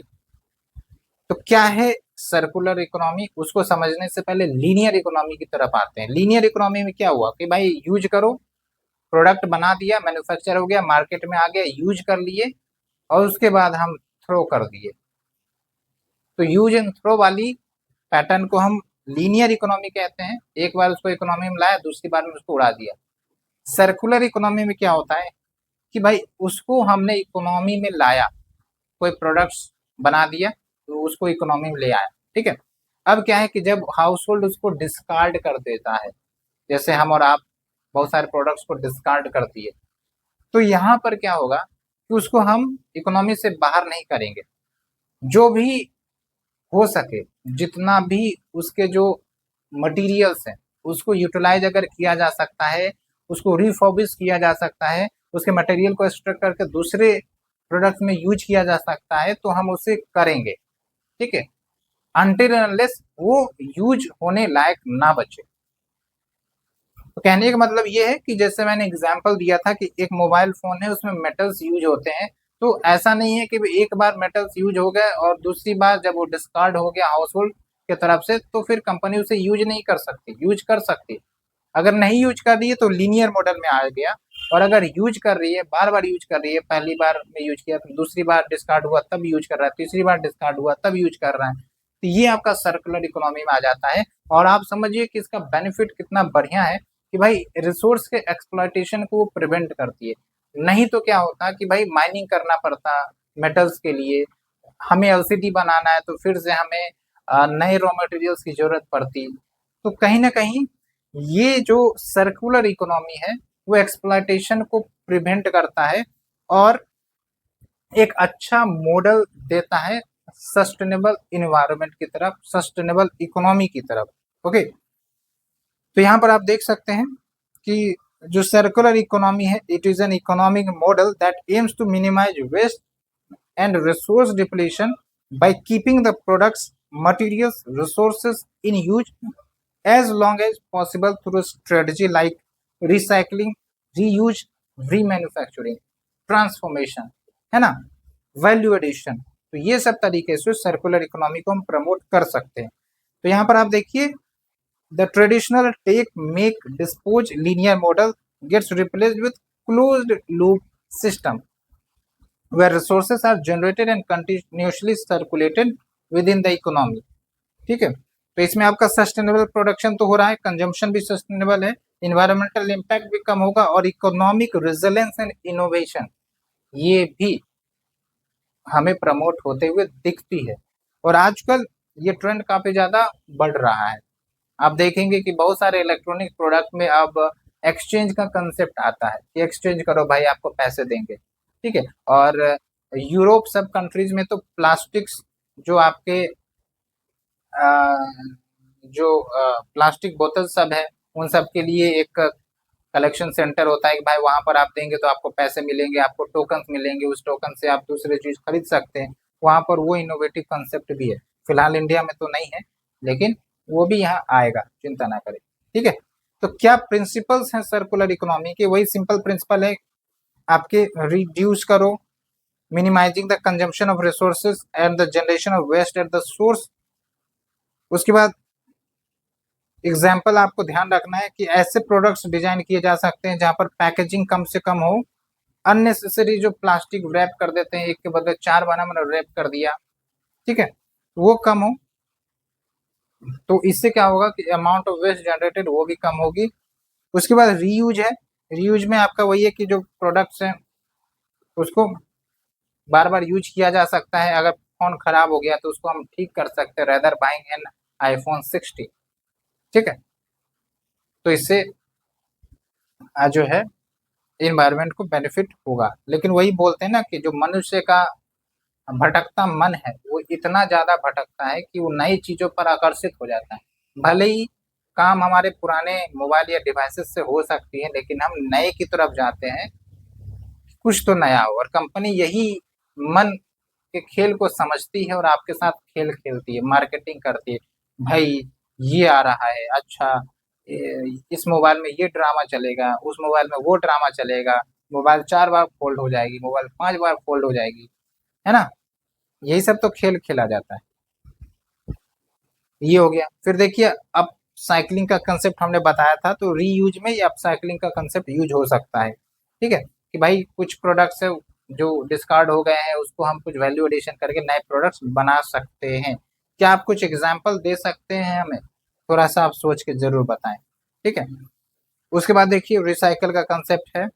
उसके बाद रिपेयर, कि खराब हो गए तो भाई ठीक करके भी हम उसे चला सकते हैं। मोबाइल खराब हो गया, स्क्रीन खराब हो गया, तो हम स्क्रीन रिप्लेसमेंट करवा के उसको हम 2 साल 3 साल और खींच सकते हैं। ओके, ये चीज है। Examples smartphone and laptops. वैसे तो भारत में अच्छा खासा रिपेयर प्रोडक्ट्स यूज किए जाते हैं लोगों के द्वारा, क्योंकि हर व्यक्ति भाई आईफोन तो अफोर्ड नहीं करता ना। किसी का मोबाइल खराब हो गया, पता चला 16,000 वो देगा, गरीब परिवार है, तो वो क्या करते हैं, रिपेयर कर लेते हैं। फिर रिफर्बिश, रिफर्बिश मतलब वही हुआ कि भाई अगर खराब हो गया था प्रोडक्ट, तो उसको ठीक करके एक वेरीफाइड एजेंसी के द्वारा ठीक करके कम वारंटी देकर भी प्रोडक्ट्स को बेचा जा सकता है। आप देखे होंगे ना, OLX या फिर जो आपके, आप तो अमेजन पर भी आता है कि प्रोडक्ट्स रिफर्बिश्ड है, यानी कि फिर से ठीक ठाक करके उसको अवेलेबल कराया गया है, तो कम दाम में आपको प्रोडक्ट मिल जाएंगे। बट कुछ समय की गारंटी, मतलब वारंटी भी दी जाती है 3 महीने 4 महीने के लिए। ये भी एक अच्छा तरीका है। जैसे रेफ्रिजरेटर, वॉशिंग मशीन, मोबाइल्स, इन सब में यूज होता है ये कंसेप्ट। फिर रीमैन्युफैक्चर हो गया आपका, लाइक सबसे पहले तो हम प्रोडक्ट्स को डिसेंबल कर रहे हैं, फिर इंडिविजुअल कंपोनेंट्स उससे निकाल के उसको फिर से हम प्रोडक्ट्स में यूज कर रहे हैं। सेम प्रोडक्ट हो सकता है, to create the product that are equivalent or superior in performing to the new one, ठीक है। एंड एग्जाम्पल आप देख सकते हैं ऑटोमेटिव इंडस्ट्री। जैसे आप देखिए कि ये जो आपका गियर होता है, या फिर वो जो आपके हैंडल होते हैं घुमाने वाले, लेफ्ट राइट करने वाले, वो सब का इस्तेमाल किया जा सकता है। ओके, तो ये कुछ कंसेप्ट है। बाकी अगर हम बात करें सर्कुलर इकोनॉमी इन इंडिया क्या स्टेटस है, तो भारत में भी सर्कुलर इकोनॉमी पर धीरे धीरे फोकस हो रहा है। इनिशिएटिव हम ले रहे हैं, waste management programs, recycling initiatives, sustainable production, consumption production, इन सब लेवल पर हम सर्कुलर इकोनॉमी को प्रमोट करना चाह रहे हैं। अब आप देखिए कंज्यूमर प्रैक्टिसेस, कंजम्पशन प्रैक्टिसेस, यहाँ पर भी सर्कुलर इकोनॉमी प्रमोट हो सकता है। कैसे? रिफर्बिश प्रोडक्ट एग्जांपल दे सकते हैं। सस्टेनेबल प्रोडक्शन में भी होता है, कैसे भाई जो प्रोडक्ट डिस्कार्ड कर दिए गए उसको वापस लेकर आओ, उसको रीयूज करवाओ, मतलब उसमें कुछ चेंजेस करके, अपस्किलिंग करके।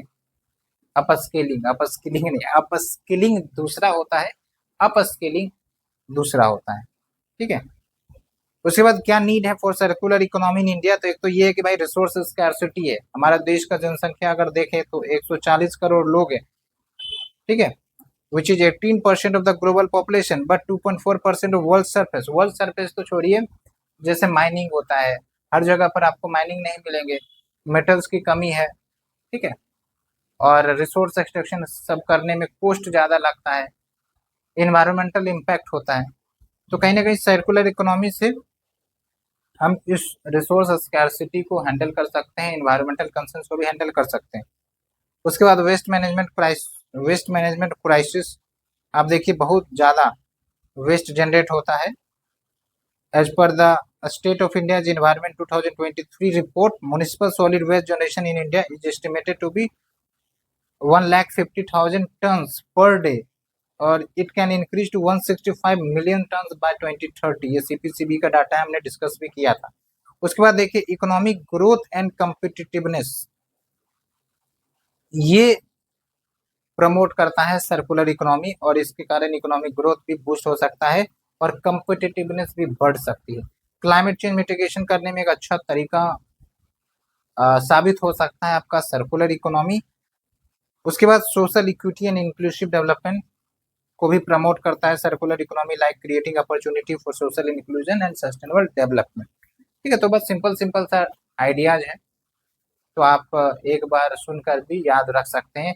फोकस यहाँ पर यही है कि आप कीवर्ड जरूर ध्यान रखें, कुछ डाटा फैक्ट दिए गए हैं वो भी जरूर ध्यान रखें। अब बात करते हैं कि क्या मेजर्स लिए जाते हैं to promote the circular economy in India. तो एक तो ये है कि सर्कुलर इकोनॉमी सेल कंस्टिट्यूट की गई है नीति आयोग के अंतर्गत, और ये आप देखें कि इसके अंतर्गत 10 sectoral circular economy action plan finalise किया गया है नीति आयोग के द्वारा फॉर इम्प्लीमेंटेशन।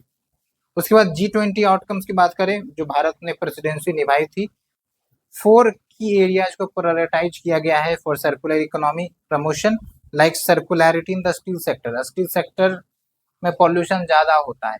अब स्टील प्रोडक्ट्स क्या होते हैं कि भाई यूज किए गए और उसको दोबारा रीयूज किया जा सकता है, तो आप समझिए कि पॉल्यूशन को कितना अच्छे तरीके से हैंडल कर सकता है, क्योंकि स्टील में पॉल्यूशन काफी ज्यादा होती है स्टील इंडस्ट्री में। तो अगर हम रीयूज कर सकते हैं, ठीक है, सर्कुलर इकोनॉमी की दिशा में जा सकते हैं, तो कहीं ना कहीं पॉल्यूशन भी कम हो सकती है। उसके बाद एक्सटेंडेड प्रोड्यूसर रिस्पॉन्सिबिलिटी को प्रमोट करना है, सर्कुलर बायो इकोनॉमी, और फिर इंडस्ट्री लेड कॉलिशन स्टेब्लिश किए जाए to drive resource efficiency and circular economic initiatives. Okay, policy measures आप देखिए, प्लास्टिक वेस्ट मैनेजमेंट रूल लाया गया, ई वेस्ट मैनेजमेंट रूल लाया गया, ठीक है, एनवायरमेंट प्रोटेक्शन एक्ट। उसके बाद इंडस्ट्रियल रिसाइकलिंग, इंडस्ट्री के लेवल पर रिसाइकलिंग ऑफ प्रोडक्ट्स की वो प्रमोट किया जाए, जैसे रोड कंस्ट्रक्शन में प्लास्टिक यूज किए जा सकते हैं, ठीक है, सीमेंट में भी यूज किया जाने लगा है। उसके बाद देखिए जो 11 फोकस एरिया है कि भाई अगर सर्कुलर इकोनॉमी की तरफ जाना है तो 11 फोकस एरिया पर फोकस करना पड़ेगा। इसमें 11 फोकस एरिया नहीं दिए गए हैं, वैसे थोड़ा सा एक दो आप जरूर याद रखेंगे 11 फोकस एरिया में क्या क्या बातें कही गई है, क्योंकि ऐसे सिर्फ लिख देने से आपको मार्क्स नहीं मिलेंगे, है ना। तो 11 focus area including this this this ऐसे करके, और हम चाहते हैं कि आप जरूर खोजें, वेबसाइट पर जाएं, गूगल पर जाएं, और क्या है 11 फोकस एरिया उस पर आप थोड़ा सा छानबीन जरूर करें। चैलेंजेस क्या है related to the circular economy in India, वही है, अवेयरनेस एंड अंडरस्टैंडिंग नहीं है, ठीक है। ये चूंकि अभी थोड़ा सा नया कंसेप्ट है, नया नहीं कहेंगे, ये भारत में अभी ज्यादा अवेयर हो रहा है इस कंसेप्ट से, लेकिन धीरे धीरे ये पेनिट्रेट करेगा और चीज़ों में सुधार आएगी। लाइक बिजनेसेस, बड़े बड़े बिजनेस तो चलो इसे फॉलो कर रहे हैं, लेकिन अभी और ज़्यादा इसमें काम करने की ज़रूरत है। इनसफिशिएंट पॉलिसी एंड रेगुलेशन दूसरी इशू आ जाती है। फाइनेंस एंड इन्वेस्टमेंट्स की भी कमी होती है, ठीक है, for the circular economic projects. उसके बाद इंफ्रास्ट्रक्चर एंड टेक्नोलॉजी गैप्स देखने को मिलता है, वेस्ट कलेक्शन को लेकर, सॉर्टिंग, प्रोसेसिंग, और रूरल अर्बन गैप हमने आपको बता ही दिया है। वैसे कंज्यूमर बिहेवियर चेंज करना भी एक मुश्किल होता है, क्योंकि कंज्यूमर का माइंडसेट होता है भाई नया नया नया, ठीक है, जब तक उसे पैसों की तंगी ना हो। अगर पैसों की तंगी है तब भले वो रीयूज सब पर फोकस करेंगे। उसके बाद इनफॉर्मल वेस्ट सेक्टर है, हमने देख ही लिया है। ई वेस्ट में आपका 70% जो रिसाइकलिंग होता है वो कौन करता है, इनफॉर्मल सेक्टर ही करता है। स्किल डेवलपमेंट किया जा सकता है in the area like repair, refurbishment, ताकि जगह जगह पर आपके प्रोडक्ट्स को रिफर्बिशमेंट और ठीक करने का सेंटर हो। वैसे इस पर तो आप ऑब्जर्व करते होंगे कि कोने कोने में मोबाइल रिपेयरिंग सब की दुकान होती है। ओके, तो वे फॉरवर्ड क्या है, एक तो ये है कि भाई प्रायोरिटाइज करिए सर्कुलर इकोनॉमी को in different fields and launching the scheme like take back scheme for electronics, extended producer responsibility for textiles, जो कपड़े हम लोग डिस्कार्ड कर देते हैं, ठीक है, अब या तो उसको जला दिया जाता है या फिर उसको दान कर दिया जाता है, ये चीजें हैं, लेकिन बहुत सारे कपड़े ऐसे धरे का धरे रह जाते हैं। तो अगर एक्सटेंडेड प्रोड्यूसर रिस्पॉन्सिबिलिटी टेक्सटाइल्स के लिए हो तो बढ़िया है, तो पैसे कंज्यूमर को मिल जाएंगे और कंज्यूमर जो है वो इंसेंटिवाइज होगा for integration into the extended producer responsibility concept.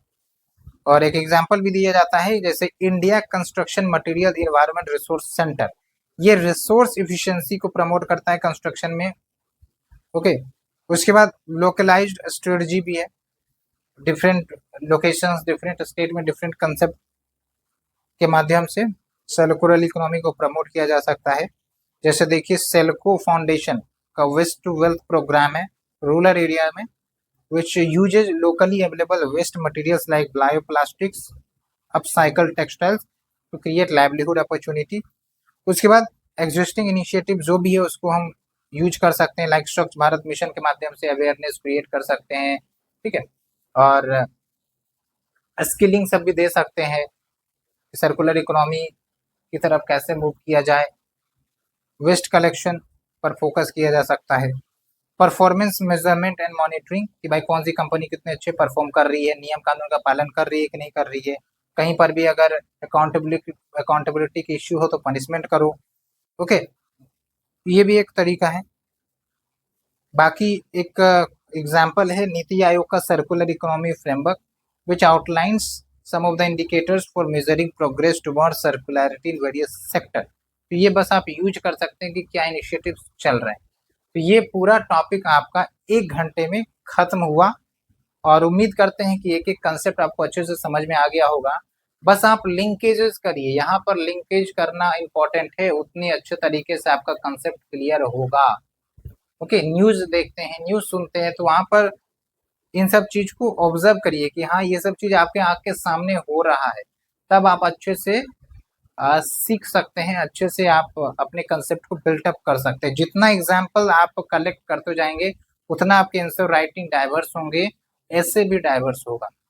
कुछ कीवर्ड आप देख लीजिए सर्कुलर इकोनॉमी जो यूज कर सकते हैं आप, sustainable consumption, clean energy transition, social equity, waste minimisation, landfill management, extended producer responsibility, इन सब का इस्तेमाल कर सकते हैं।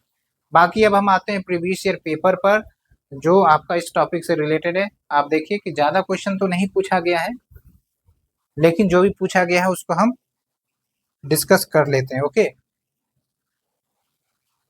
तो जो पहला क्वेश्चन है ध्यान से सुने, व्हाट आर द इम्पीडिमेंट्स, इम्पीडिमेंट्स मतलब road block in disposing the huge quantity of discarded solid waste which are continuously being generated, and how do we remove safely the toxic waste that have been accumulating in our habitable environment।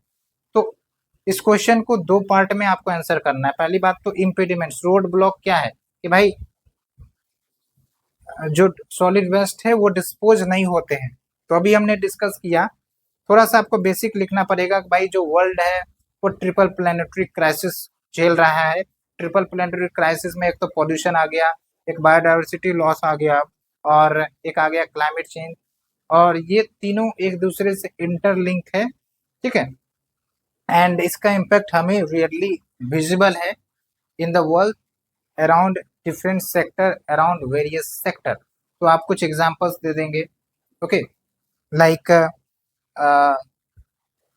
Plastics found in oceans, okay.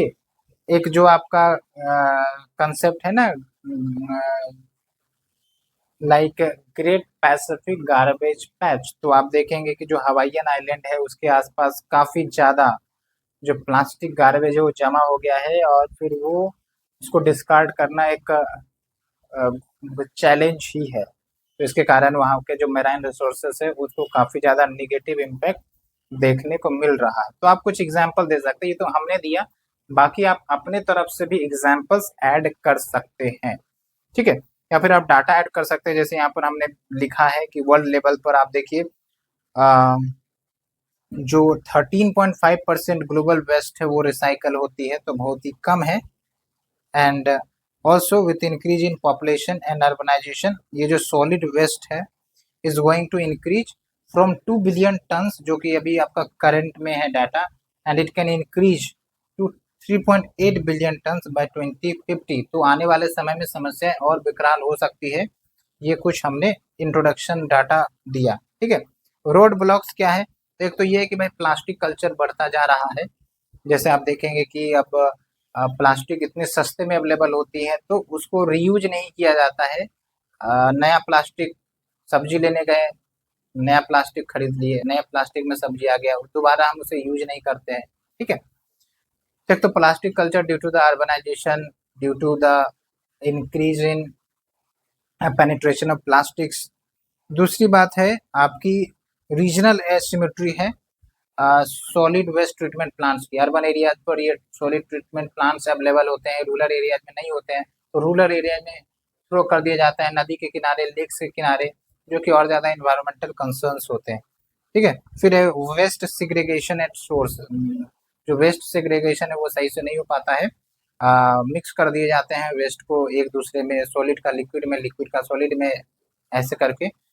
तो जब वो recycling centre पर जाते हैं तो उनको फिर से सेग्रीगेट करना पड़ता है, और सेग्रीगेशन करने में वहां पर फिर मुश्किलें आती हैं, और इसीलिए वो फिर प्रॉपर ट्रीट नहीं हो सकता। फिर एक है आपका सिंगल यूज प्लास्टिक कंटोमिनेंस। अभी हमने देखा कि हम जो इंडियंस हैं, मेजोरिटी ऑफ द प्लास्टिक जो सिंगल प्लास्टिक होते हैं वो यूज करते हैं। ठीक है, तो ये सब कुछ इम्पेडिमेंट से, बाकी और आप सोच सकते हैं कुछ अपने तरफ से। ओके, तो क्या तरीका है हम रिमूव कर सकते हैं टॉक्सिक वेस्ट को दैट हैव बीन एक्युमुलेटिंग। एक तो वही है कि सेग्रीगेशन वाला कंसेप्ट आपको लगाना पड़ेगा। ठीक है, और दूसरी बात यह है कि हम सर्कुलर इकोनॉमी की तरफ जा सकते हैं। ओके, तो ये है कुछ कुछ एग्जांपल्स आप यूज कर सकते हैं। तो उम्मीद करते हैं कि आप आंसर को जरूर लिखेंगे और आप अपने पॉइंट्स कमेंट सेक्शन के माध्यम से भी बता सकते हैं। फिर दूसरा है, आप देखिए, Sikkim is the first organic state in India. What are the ecological and economic benefits of organic state. तो यहाँ पर क्वेश्चन जो पूछा जा रहा है, इकोनॉमिकल एंड इकोलॉजिकल, तो थोड़ा सा आप ऑर्गेनिक प्रोडक्ट्स के बारे में एक्सप्लेन करेंगे कि यहाँ पर क्या होता है। जो फर्टिलाइजर्स, केमिकल्स जो यूज करते हैं सिंथेटिक वाले, उसको हम यूज नहीं करते हैं, बल्कि natural natural fertilizer like compost हो गया, है ना, ये सब यूज करते हैं। बाकी क्रॉप रोटेशन ये सब भी किया जाता है अंडर द ऑर्गेनिक फार्मिंग। और इसका सबसे एक बढ़िया इकोलॉजिकल बेनिफिट ये है कि भाई सॉइल के हेल्थ को मेंटेन रखता है, और बायोडाइवर्सिटी को भी ये प्रिजर्व करता है। क्योंकि आप समझिए कि जो आपके फील्ड्स हैं वहां पर पता चला हम सिंथेटिक फर्टिलाइजर्स छीट रहे हैं, ठीक है, वहां पर जो गुड इंसेक्ट्स होते हैं, अच्छे होते हैं, जो सॉइल के लिए बढ़िया होते हैं, पॉलिनेशन में मदद करते हैं, तो वो सब भी मर जाएंगे। ठीक है, तो it can be the second benefit. तीसरा ये है कि बायो एक्यूमुलेशन, बायो मैग्निफिकेशन वाली समस्याएं नहीं आएंगी। वो कैसे होती है कि भाई आ, अगर केमिकल फर्टिलाइजर यूज किए, रेनफॉल या फिर इरिगेशन हमने किया, तो पानी के साथ वो मिक्स होकर फिर रिवर सब में चली जाती है, रिवर्स के माध्यम से फिर वो जो मेराइन स्पीसीज है उसके पास चली जाती है, और उसी को जब हम खाते हो तो हेल्थ क्राइसिस आ सकती है। ठीक है, तो ये कुछ है। बाकी अगर इकोनॉमिक बेनिफिट देखें तो इनका जो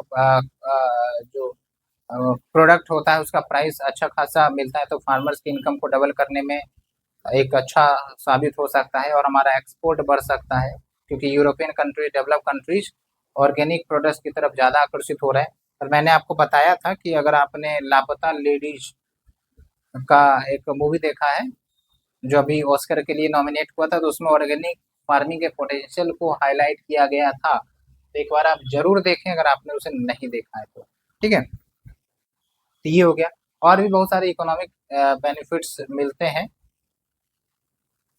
फिर आप देखिएगा कि अगर फार्मर्स के इनकम बढ़ रहे हैं तो फिर रूरल डेवलपमेंट भी होता है अच्छे से, क्योंकि लोगों के पास पैसे आएंगे, लोग प्रोडक्ट खरीदेंगे, तो इकोनॉमिक साइकिल भी ग्रोथ होगी, तो इकोनॉमिक ग्रोथ एग्रीकल्चरल ग्रोथ में कंट्रीब्यूट कर सकता है, thus contributing to the overall economy of the state and India specifically. Okay, ये कुछ पॉइंट्स हमने बताए हैं, बाकी और भी आप सोच सकते हैं, फिर कंक्लूजन में लिख सकते हैं कि however organic farming is not a new concept and it is evolving with the time, but we cannot completely rely on the organic farming as we have seen in the Sri Lankan crisis कि जब श्रीलंका ने 100% organic farming की तरफ आए थे, तो it was one of the reason जिसके कारण कहीं ना कहीं इकोनॉमिक क्राइसिस मल्टीप्लाई हो गई श्रीलंका की। इसलिए जो शिफ्ट किए जाने चाहिए, it is not like sudden shift, बल्कि slowly slowly, with based on analysis, with based on reports, data, हम आगे बढ़ सकते हैं, और हम अपने इन्वायरमेंट और इकोनॉमी दोनों को सस्टेनेबल दिशा दे सकते हैं। ओके, तो ये कुछ हमने पॉइंट्स बताया। उम्मीद करते हैं कि आपको हमारा ये इनिशिएटिव अच्छा लग रहा है। अगर आप नए हैं हमारे चैनल पर तो सब्सक्राइब शेयर करना बिल्कुल ना भूलें। हम इसी प्रकार से आपकी मदद करते रहेंगे। Thank you friend, thank you very much. अगर आप हमें फाइनेंशियल कंट्रीब्यूशन देना चाहते हैं तो आप हमें दे सकते हैं। हमारा यूपीआई आईडी आप लिख सकते हैं, जैसे manish.raj 7530@OKICICI, ठीक है। तो बाकी जो अब अगला चैप्टर होगा वो है आपका efforts for environmental conservation, national acts, policies, international efforts, ये टॉपिक होगा। इसको भी खत्म करेंगे। ये ज्यादा मुश्किल वाली चीजें नहीं है, ये आपके कुछ एक्ट्स, रूल्स, रेगुलेशंस की बात करता है, तो धीरे धीरे इसको भी कवर किया जाएगा। और इसमें आपको ध्यान ये रखना है कि आप जितना इसे यूज कर सकते हैं अपने मेंस आंसर राइटिंग में इंटीग्रेट कर सकते हैं, करिएगा, ठीक है। जैसे वाटर पोल्यूशन एक्ट है, एयर पोल्यूशन एक्ट है, इन्वायरमेंट प्रोटेक्शन एक्ट आएगा, ये सब कुछ आएंगे तो यूज किया जा सकता है। तो उम्मीद करते हैं आपको ये पूरा सीरीज समझ में आया होगा, अच्छा लगा है। थैंक यू फ्रेंड्स, मिलते हैं अब अपने अगले लेक्चर के लिए। Thank you very much.